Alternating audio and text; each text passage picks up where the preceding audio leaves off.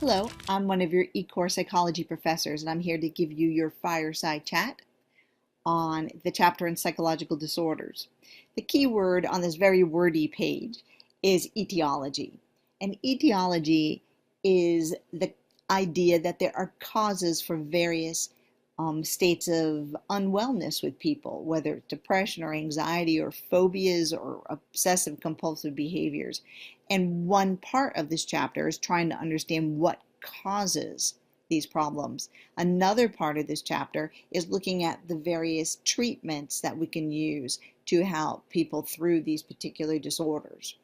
When we come across the second page, we start to think about cultural expectations. Not all people from all cultures are going to respond in the same way to a treatment in the United States. So we want people who work in positions of psychotherapy and people that are doing diagnosing to constantly be educated and aware that there are different ways of behaving, thinking, feeling, and beliefs in other parts of the world, and to be constantly vigilant when trying to diagnose to be sure that that is not something that they're overlooking. In fact, something that might be quite abnormal in our culture is very normal in another culture. Another really important part of this chapter is this section on Thomas Szasz and the myth of mental illness. Thomas Szasz told us very forcefully, he's recently is deceased now, but he was telling us that there's no such thing as a mental illness. Yes, people suffer, and yes, people need help, but we don't need psychiatry to do it. So while he believed there were psychological disorders, he did not believe there were illnesses per se. And we'll do more of this work when you get into the section within the course, asking you to reflect more on what Thomas Szasz was saying, that there's no such thing as mental illness. So when we say what is abnormal behavior, what are we talking about? On this slide, we see different types of disturbances. Disturbances of thoughts, feelings, and behaviors. Disturbances that reflect some kind of biological, psychological, or developmental dysfunction.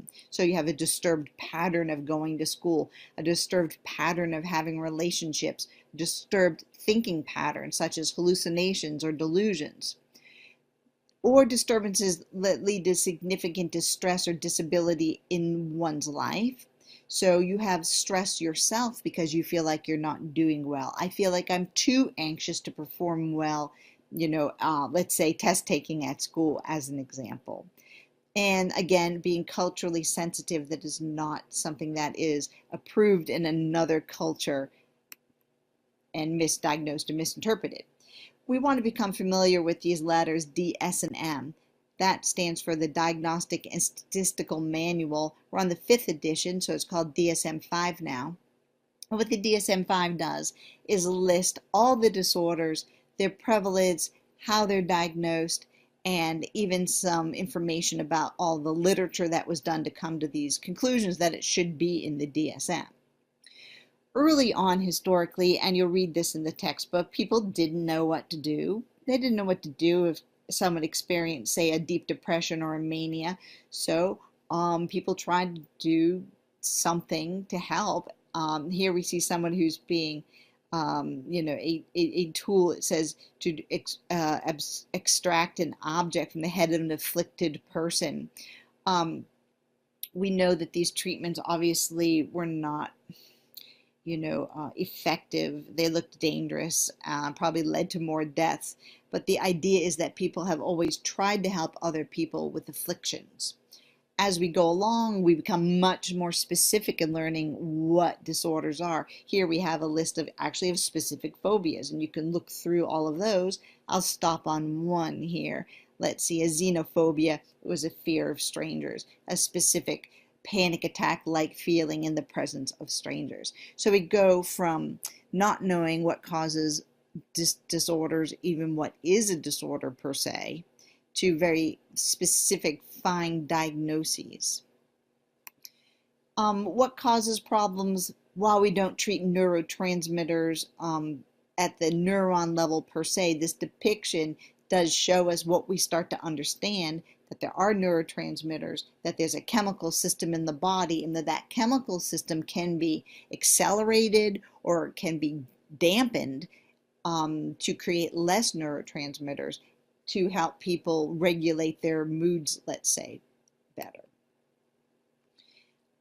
Perhaps the most dramatic diagnoses in the DSM is schizophrenia, somebody with completely disorganized thinking and thought, or paranoid delusions and hallucinations. And I'm sure that you'll learn a lot about that if you're not familiar by reading your text.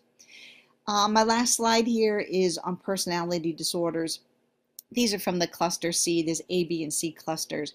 But a personality disorder doesn't have what we used to say a baseline. A baseline was, people typically are here, just put your hand someplace in the air, here for depression. But if it went above there, that would be mania, or below there, that would be depression. And we wanted to help people get back to baseline. With personality disorders, there is no baseline, but rather what we feel to be a disordered type of personality that is causing often, a lot of unhappiness, instability in the lives of other people around them. I hope you enjoy your fireside chat. I hope it encourages you to read this chapter and to embrace it and to learn as much as you can. Thank you so much for being here.